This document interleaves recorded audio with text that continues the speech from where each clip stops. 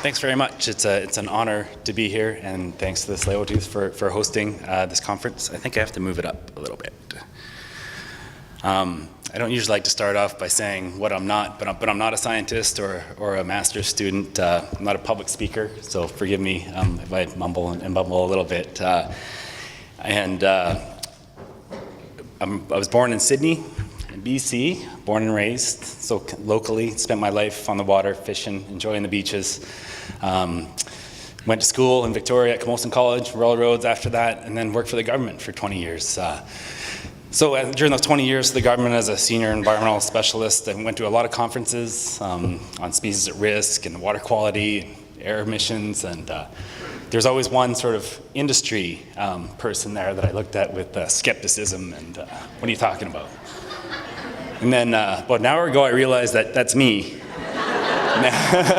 here at this conference. Another indication I didn't get my master's degree, but anyways. So I'm happy to be here. I was really honored to hear and obtain some of the knowledge from the elders, the passion of the youth, and just the expertise of the scientists. And I think that's really what industry needs a lot. We get tied up in what's the regulations, what's our liabilities, are we meeting our corporate social responsibilities, but forums like this and abilities to have that the communication and build those relationships, I think is so important. It sounds like a conclusion, but it's not. I'm just sort of leading into my. But so I think we all need more. We all need more of these. So thanks again for hosting it and inviting me, even though I signed up myself. But so yes, today I'm gonna give a brief overview of Seaspan. I guess I want to emphasize we're a local company. We aren't sort of an international. We have kind of limited influence, but we have international ties with some of the shipping, and so I hope this is of interest to all of you. We're going to talk a bit about kind of our dual challenges that we have in the industry. One is to continue to reduce greenhouse gases and emissions and manage that better. And the other one is to adapt. So we're going to get into some kind of real examples, and yeah, again, I hope it's of interest, and we'll talk a little bit about going forward. So for us, for Seaspan, so we've been on the coast here for one form or another for close to 100 years. We kind of, sorry, I'm just going to lift this up a bit. We have two real organizations. We have our marine divisions and our shipyard divisions. If you look outside or if you go for a walk, you'll see barges, tugboats, the red and white ones with the big sort of W on the side. You'll see our shipyards. So we have our Seaspan marine divisions, which escort vessels in and out of the harbor and dock freighters, tankers, etc. We haul goods up and down the coast. We have about 35 different tugboats and about 130 different barges. We have our Seaspan ferries, which goes back and forth from Vancouver Island to the lower mainland here. We transport about 70% of the goods that are used on a lot of people don't know that, on Vancouver Island. A lot of people mix us up with BC ferries, but we don't transport people because, goods don't complain, people complain. So we don't get complaints about the sunshine breakfast. Marine Petrobulk, which fuels about 70% of the vessels or the ships that visit the harbor that need fuel. Vancouver Shipyards, which is just sort of that way. We received a contract about 2011, about 7 years ago, to build the federal fleet of vessels, which include several fisheries and oceanographic vessels, and science vessels. I had that same problem with the pronunciation. Anyways, and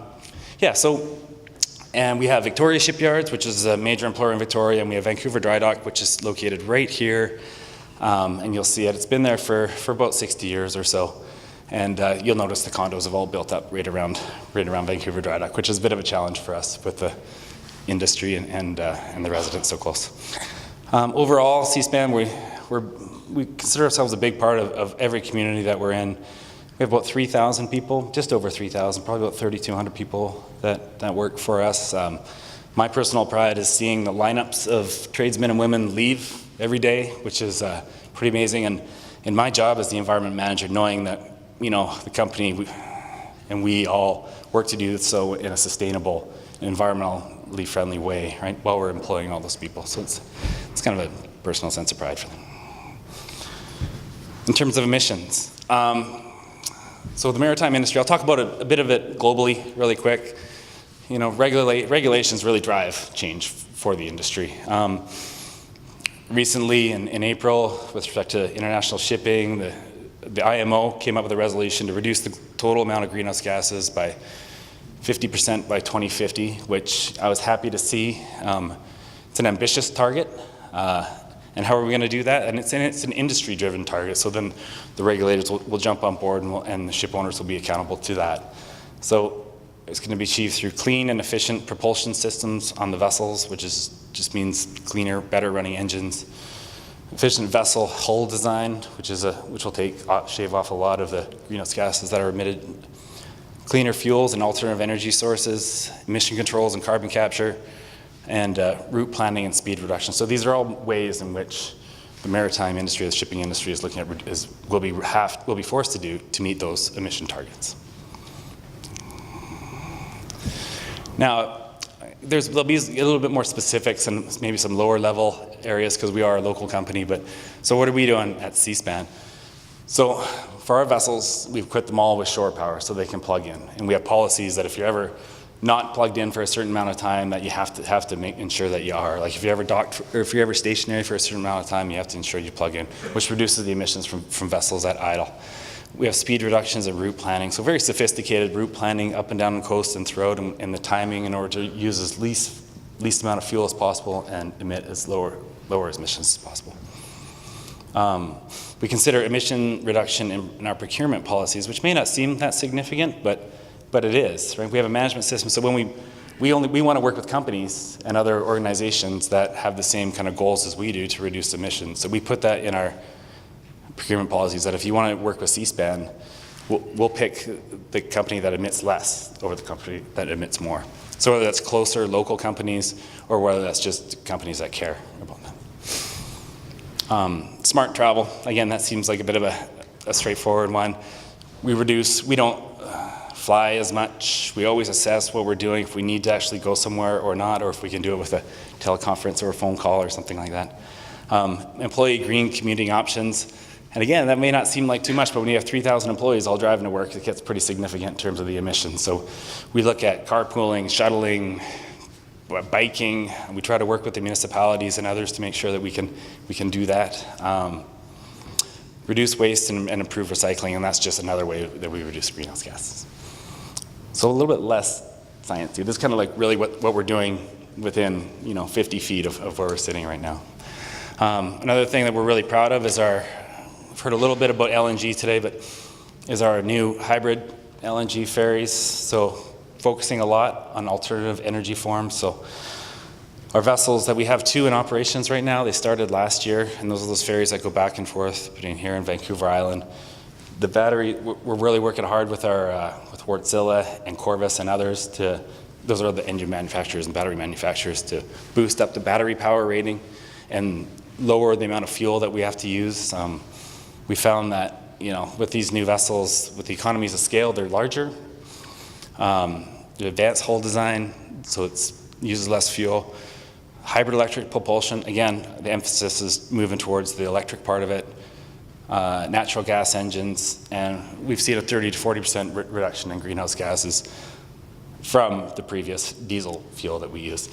So 30 to 40%, not quite up to the 50% that we have these targets for, but it's a start. I think natural gas is going to be, for us, or what we're looking at it as kind of the transition fuel as we transition away from diesel or the heavier fuels to natural gas to whatever the new technology is. And so hopefully that comes along fairly quick. So now I'm going to talk a little bit about actually the impact and adaptation. So kind of globally, what are some of the impacts on the marine industry that we're going to see from some of the issues that we heard earlier around weather patterns and wave conditions and events, more extreme events. So we may see it changes in size, the design, different routes and operations of the vessels. Regulations and emergency planning kind of will step up. Arctic temperature increases and reduced sea ice. We will see more vessels in the north, most likely, as those routes are opened up. Northern resource development, 5 minutes. Wow, that's quick. And there are the research development changes to the types and goods for import and export, whether it's agricultural goods, forestry, such as the pine beetle, sort of that changes what the type of goods are that are on the ships that are coming in and out of the area. And now just for some local impacts on us, marine transportation and ferries. So potential for increases in extreme weather conditions. We need to make sure that we have the vessels and the ability to handle those, whether it's on the river or out in the ocean. Stronger currents and river flows. I think we saw even this year with the Fraser River and the Frechette, it was getting up there. Right? Our facilities on the Fraser River were at sort of high alert in terms of what the potential impacts could be. An increase to the number and size of vessels to be escorted and docked. We keep hearing that the size of vessels may increase to increase the efficiency. We might see that. Erosion and sedimentation impact on navigation. We heard a little bit about that earlier, and it's a definite potential impact of climate change. Again, a few more just for us on our infrastructure that we're looking at: sea level rise and weather condition impacts on our terminals and our customer terminals, impacts on our dry docks. I think you can see in this picture there that caisson, or what's holding the ocean out where that cruise ship is, it's not very high. Another half a meter rise, and that facility is going to be obsolete fairly quick. One thing we didn't hear about is stormwater management in terms of managing the amount of rainfall and if that's going to increase and how we have to deal with that. And increased probability of flooding and events at our facilities, again, like I said, particularly on the Fraser River.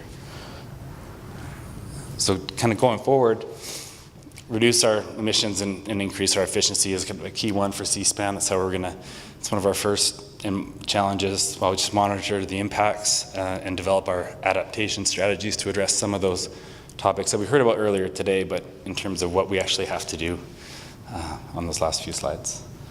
And I kind of rushed that last bit. It's on the 5 minutes, but that's about it. So thanks for listening. I just wanted to say that, again, thanks, Bridget, for inviting me or allowing me to come, and just more of this. I think how many industry folks are in here? And that's from the port, so you're sort of quasi-industry. It's a little bit lonely. But I just think we need more. We need to participate a little bit more. We need to hear what you have to say and learn from that. And Seaspan, we're happy to do that. Anyways, thanks very much.